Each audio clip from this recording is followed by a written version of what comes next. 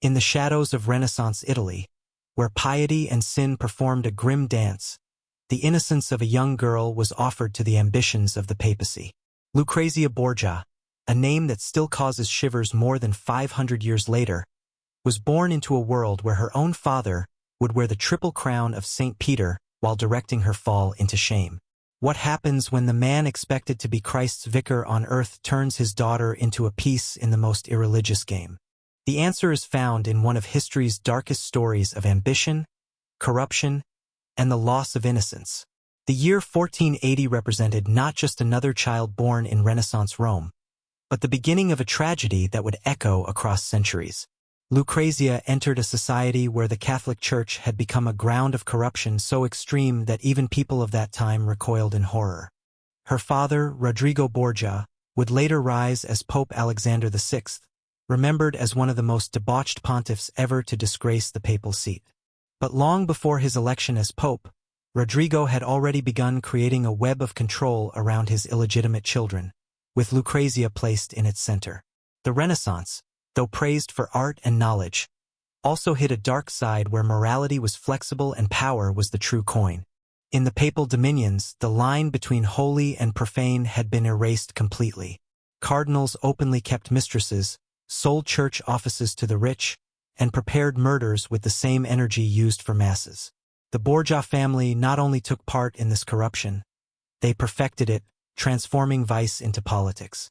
Born outside marriage to Rodrigo Borgia and his mistress Venazia de Catan, Lucrezia's illegitimacy should have doomed her to obscurity. Instead, it became the first link in a chain binding her to her father's ambitions. Unlike other illegitimate children of the time, hidden or ignored, Lucrezia was raised from birth with a set purpose. She was made into a living treaty, a breathing alliance, a beautiful pledge in her family's climb toward absolute power. The Rome of her early years was a city where poison was poured as often as holy wine, where assassins waited in shadows, and where even sacred places offered no protection from intrigue. The Vatican itself had become a place of corruption, where papal rooms hosted orgies, where cardinalships were traded openly like goods, and where murder was treated as just another tool of diplomacy. Into this environment of vice, Lucrezia was placed before she could even understand the game being played with her life. Writers of that time describe a papal court so corrupt that Sodom and Gomorrah looked virtuous in comparison. Johann Burchard, a German who served as papal master of ceremonies, recorded events of depravity almost beyond belief, including the infamous banquet of chestnuts, where 50 courtesans crawled naked across the palace floor, gathering chestnuts while the Pope and his children looked on and awarded prizes for shameless acts. These were not just hostile exaggerations but documented reality in Lucrezia's world. Her training began not with catechism but with lessons in survival among predators. By 11 years old, Lucrezia had already been engaged twice, first at 10 to a Spanish nobleman, then to another when politics changed. These betrothals were not about romance but calculation, each one representing an alliance her father wanted to form or abandon. The child who should have been practicing embroidery instead learned that her body and her name were to be used as political tools. The rise of Rodrigo Borgia as Pope Alexander VI in 1492 began the hardest chapter of Lucrezia's life. At 12 years old, she saw her father take the highest seat in Christendom not by miracle but by bribery so open that even in an age of corruption, it shocked witnesses. Rodrigo had literally bought the papacy, offering money and promised offices to secure the needed votes. His coronation brought not holiness but only an increase of earthly desires. As Alexander VI, he used his office to enrich his dynasty and satisfy his endless hunger for authority and pleasure. Lucrezia's first marriage at the age of 13 to Giovanni Sforza was arranged with the same cold calculation as a military operation. The wedding, conducted inside the Vatican itself, was less a celebration of affection than a political arrangement. Chroniclers described the young bride, only 12 years old, as strikingly beautiful, with golden hair and an almost ethereal charm that hid the sharp intelligence already forming behind her innocent appearance. But within the Borgia family, beauty was nothing more than another weapon, and Lucrezia was trained to use it with deliberate precision. Even the marriage bed itself was turned into a stage for the family's corruption. Reports from the era indicated that Pope Alexander VI requested detailed accounts of the consummation, showing an unhealthy curiosity regarding his daughter's first steps into intimacy. Some witnesses went further, declaring that the Pope wished to be present during private encounters of the couple, though these claims remain contested. What is beyond debate is that Lucrezia's privacy, honor, and innocence were sacrificed to her father's obsessive need for control. Giovanni Sforza, Lucrezia's first husband, would later make accusations that haunted her reputation for generations. When the political purpose of the union became inconvenient, the Pope sought annulment. In retaliation, Sforza publicly stated that the Borgias dismissed him so they could pursue their incestuous relations without interference. Whether motivated by anger or truth, these allegations flourished in the climate of Renaissance rumor, where the Borgias' genuine crimes made even outrageous charges appear believable. The process of annulment revealed the depths of Lucrezia's humiliation. Her father, as Pope, declared the marriage unconsummated despite 3 years of shared life. To support this claim, Lucrezia was forced to undergo a physical examination by midwives, who confirmed her virginity, a wife officially called untouched after 3 years of marriage. The psychological pain of maintaining this deception, of having her most intimate state turned into public evidence for political necessity, marked another stage in her systematic dehumanization.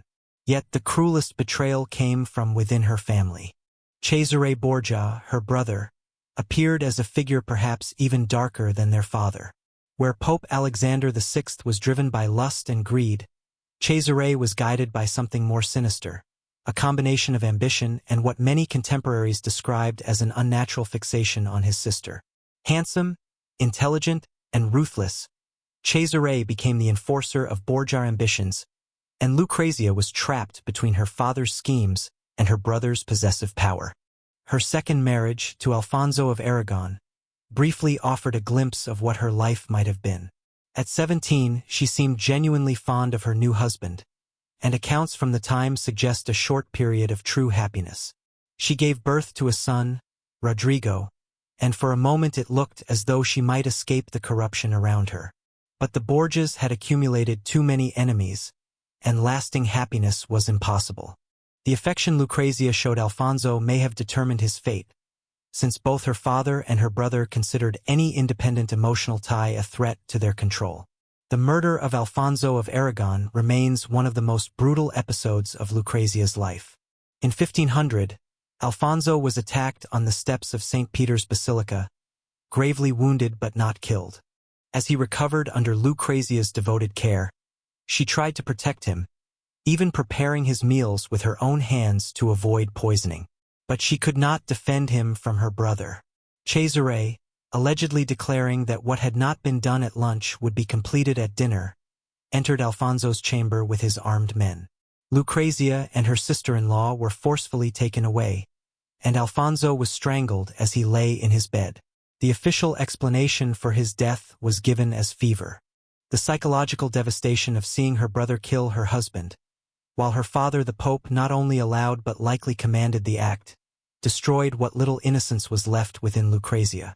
Accounts described her as utterly changed, the lively young woman replaced by a hollow-eyed figure who realized fully and without doubt that she was not considered a human being, but an object. The tears she shed over Alfonso's lifeless body were the final public expression of true feeling that she permitted herself for many years. After Alfonso's murder, sinister rumors only deepened about Lucrezia's ties with both her father and her brother. Servants whispered of late-night calls to the papal chambers, of Cesare's violent jealousy toward any man who showed interest in his sister, of a mysterious child who suddenly appeared in the Borgia household, the infamous infans Romanus, whose origins were deliberately clouded. Papal declarations contradicted one another about the infant's father, some naming Cesare, others pointing to the Pope himself, while carefully ignoring who the mother was. The third marriage, to Alfonso d'Este of Ferrara, marked Lucrezia's final transformation. At 21 years old, she was no longer the innocent tool of others, but a hardened survivor who had mastered the treacherous world of Italian politics.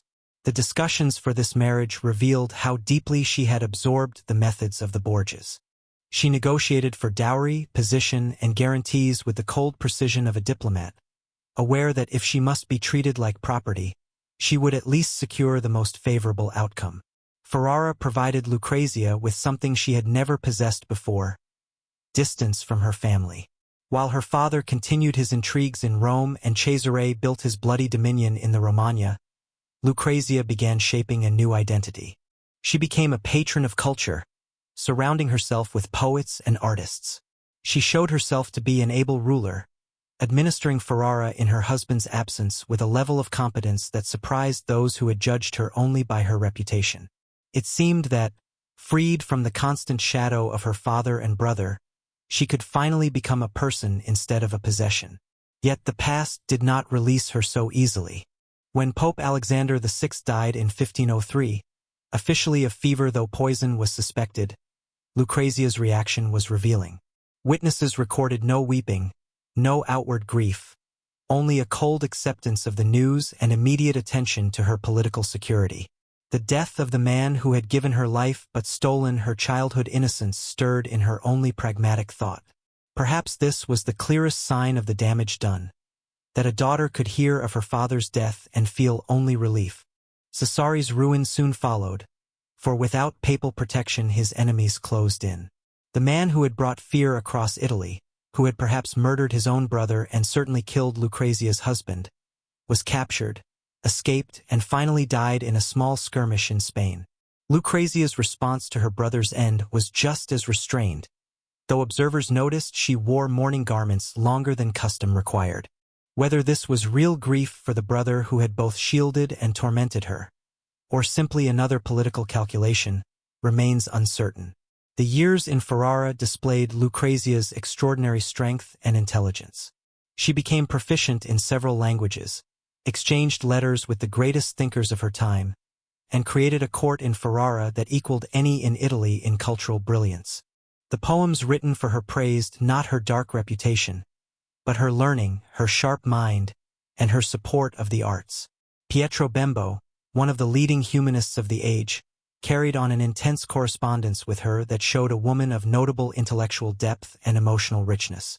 Even in Ferrara, however, Lucrezia could not escape the legacy of her upbringing. Her many pregnancies were painful and difficult. She went through repeated miscarriages and stillbirths, each loss a reminder that her body had been treated as a commodity from early childhood.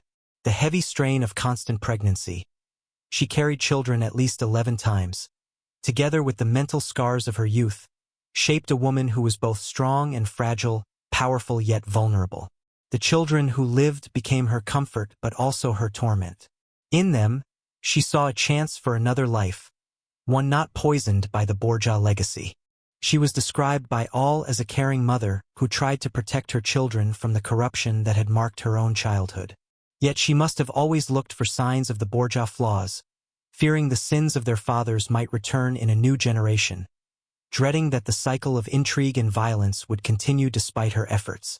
Her letters from this period reveal a woman of unusual intelligence and inner depth. Far removed from the legendary image of the deadly seductress, Lucrezia in her own writings appears as educated, refined, and in search of meaning in a life shaped by forces beyond her control. She wrote of art and philosophy, of politics and poetry, but seldom of her childhood. Her silence about her youth speaks louder than words. Some wounds remain too deep to express. Her marriage with Alfonso d'Este turned into something close to a true partnership. Unlike her earlier marriages, this union was allowed to develop naturally, without her family's constant interference. Alfonso, at first unwilling to marry the notorious Lucrezia Borgia, later came to value her intelligence and rely upon her counsel. She bore him children who carried on the Este dynasty, fulfilling the purpose for which she had been raised, but this time with a degree of dignity and independence. Her last pregnancy, in 1519, became fatal. At 39 years old, worn out by decades of bearing children and the pressures of her extraordinary life, Lucrezia endured a harsh delivery. She gave birth to a daughter who lived only a short time, and Lucrezia herself died days later from puerperal fever. Her death was met with true mourning in Ferrara, where she had remade herself from the infamous Borgia daughter into a respected duchess and patron of learning and the arts. The scene at her deathbed, reported by those who were there, was remarkable for its peace. The woman who had endured so much turmoil faced death with calm acceptance.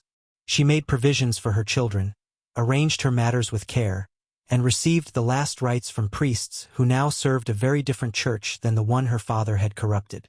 In death, she perhaps found the peace denied to her in life.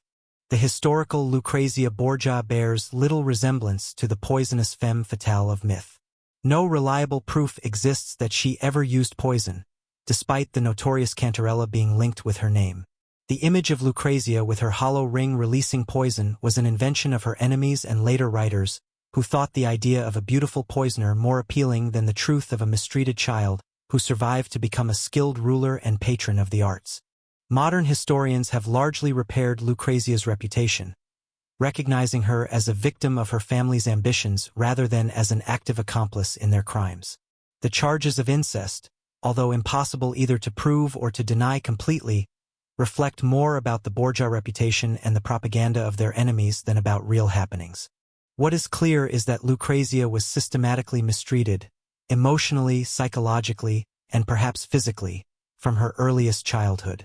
The tragedy of Lucrezia Borgia lies not in the scandalous rumors that followed her, but in the fact of an intelligent, capable woman whose life was taken from birth by the ambitions of others. She was refused the basic right of self-determination, treated like property to be traded for political gain, and forced to see the murders of those she loved committed by men who claimed to care for her. That she came through this ordeal as not only a functioning person but even as a competent ruler and cultural patron shows her remarkable inner power. Her life remains a condemnation of the Renaissance's darker side, showing how power corrupted fully, how women were turned into objects, and how the highest religious offices could sink into the lowest corruption. The papal court, which should have been a light of spiritual direction, became instead a pit of vice that destroyed innocence and twisted human bonds. Lucrezia's story illustrates how unchecked authority, without accountability or true faith, inevitably harms the weak. The legacy of Lucrezia Borgia extends beyond her personal tragedy and points to wider truths about power, gender, and survival. She represents many women through history who were born into conditions outside their control and forced to endure impossible burdens. Her path from victim to survivor, from pawn to participant, provides an example of how the oppressed can sometimes find a narrow agency inside oppression, though that agency is limited and difficult. Studying Lucrezia's life forces us also to face troubling truths about how history has been written and remembered. For centuries, the scandalous tales outweighed the recorded facts. The story of a beautiful poisoner was easier to spread than the story of a wounded child who grew into a capable administrator. This distortion shows how misogyny and sensationalism shaped historical record, turning victims into villains and hiding the real crimes of those who held power. The real horror of Lucrezia Borgia's history lies not in the exaggerated stories of poison and incest, but in the documented truth of a child robbed of innocence, a young woman robbed of will, and a mother who died exhausted by a life that was never her own. Born in 1480 as the illegitimate daughter of a man who would become the most corrupt pope in memory, she never had the chance of a normal life. Every moment from her birth to her death was formed by forces outside her power, yet she still created moments of dignity, intelligence, and beauty within the narrow limits of her world. Perhaps the saddest aspect of her tale is how ordinary it was. While the details of papal corruption and family cruelty were extreme, the basic pattern of women treated as political pawns, denied freedom, and blamed for men's sins was common. Lucrezia's story is unusual only because it was documented and tied to the highest power. Countless other women endured similar fates in obscurity, their names erased, their voices lost. The final irony of Lucrezia Borgia's existence is that she is remembered mostly for crimes she never committed, while the real torments she suffered are left as minor notes. She has been turned into a symbol of feminine wickedness in popular imagination, her name linked forever with poison and seduction, while the men who actually carried out killings and ruined the church are often described as simply ambitious or colorfully immoral. This reversal of victim and villain is a last injustice, for even in death and memory, Lucrezia remains trapped in the lies built around her. Today, as we struggle with questions of power, abuse, and the exploitation of women and children, the tale of Lucrezia Borgia echoes with disturbing relevance. The methods of control, of isolation, of manipulation, the breaking of support systems, the acceptance of abuse as normal, all remain sadly familiar. The way powerful men use institutions meant to protect the weak, the way victims are accused of being responsible for their own suffering, the way survival tactics are twisted into proof of wicked intent. All of these patterns still exist in modern forms. What might Lucrezia Borgia have become had she been born into another family, in another time? Her intellect, her endurance, her ability to learn and adapt suggest she could have been remarkable in ways far beyond scandal or survival. Instead, she was remarkable in the only path open to her, by surviving what could not be endured and holding on to fragments of humanity despite endless dehumanization. In this, perhaps, lies her truest inheritance. The study of Lucrezia Borgia's life shows the Renaissance not simply as a golden age of progress, but as a time when the heights of artistic and intellectual brilliance existed beside the lowest depths of corruption. The same world that produced Leonardo da Vinci and Michelangelo also gave rise to the Borgia papacy. The same society that revived classical thought also perfected the art of political killing. Lucrezia stood at the very point of these contradictions. Her story is evidence of how people can be both products and victims of their age. As we conclude this account of one of the most maligned women in history, we are left facing questions with no easy answers. How can we judge those who were at once victims and participants in corrupt orders? How do we separate the person from the propaganda? How do we remember the pain of the dead while also learning from the structures that caused that pain? Lucrezia Borgia's existence offers no simple lessons, no pure heroes or villains, only the difficult truth of human beings caught inside systems of power that corrupt everything they touch. 5 centuries after her passing, Lucrezia Borgia still stands as a mirror reflecting our own struggles with power, gender, and endurance. She was not the venomous enchantress of legend, but something far more unsettling. She was a human being whose humanity was taken away from birth, who was forced into complicity with her own oppression, and who still managed to build small islands of meaning and beauty inside a sea of corruption. Her story reminds us that the deepest horrors are not found in imagined tales, but in the recorded ways in which humans destroy one another while pretending to act for love, family, or faith. In the end, the tragedy of Lucrezia Borgia was not that she was wicked, but that she was ordinary. A bright, talented woman born into circumstances that twisted her life into forms no life should bear. She endured what should have broken her, discovered ways to act even within crushing limits, and died having won a measure of respect and peace. If there is redemption in her tale, it comes not from later acquittal of crimes she never committed, but from the recognition of the strength it required to stay human in inhuman conditions. The bells that rang for Lucrezia Borgia's funeral in 1519 signaled the end of a life that began under the shadow of darkness. The illegitimate daughter of a corrupt cardinal who later rose to be a monstrous pope, the sister of a murderous and unstable brother, the pawn in endless political maneuvers. She was all of these things, yet she was also a mother, a supporter of the arts, a capable duchess, and above all a survivor. Her tragedy was not what she became, but what she could have been if born in a world that valued women as human beings instead of ornaments to be exchanged for influence. History's last cruelty to Lucrezia Borgia is that no one will ever truly know who she was beneath the roles pressed upon her. The private life of the woman remains as hidden as the real truth behind the scandals tied to her name. What went through her mind in those quiet pauses away from public display? What dreams perished with each arranged marriage, each murdered husband, each child lost in childbirth? These questions remain unanswered, only the heavy silence of a voice never permitted to speak freely. The darkest lesson of Lucrezia Borgia's fate is how systems of power twisted the most natural human bonds. A father's love turned into possession, a brother's care into obsession, marriage into contract, and motherhood into obligation. Every normal affection was warped by the demands of ambition until nothing escaped corruption. Lucrezia's endurance meant moving through this emotional desert, pretending love where none existed, receiving abuse as if it were protection, mistaking control for care. Today, Lucrezia Borgia should be seen not as an emblem of female wickedness, but as a symbol of female endurance.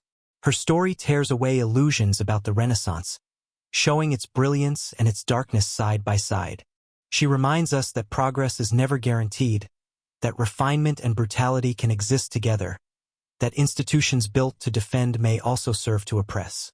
Most of all, she reminds us that behind every tale of scandal are real human lives, whose pain should not be erased by the hunger for sensational stories. The tragedy of Lucrezia Borgia compels us to ask how we treat the weak, how we exercise power, and how we remember those who were forced to survive in ways they never chose. She was prepared for corruption, trained for exploitation, and pushed into complicity with her family's ambitions.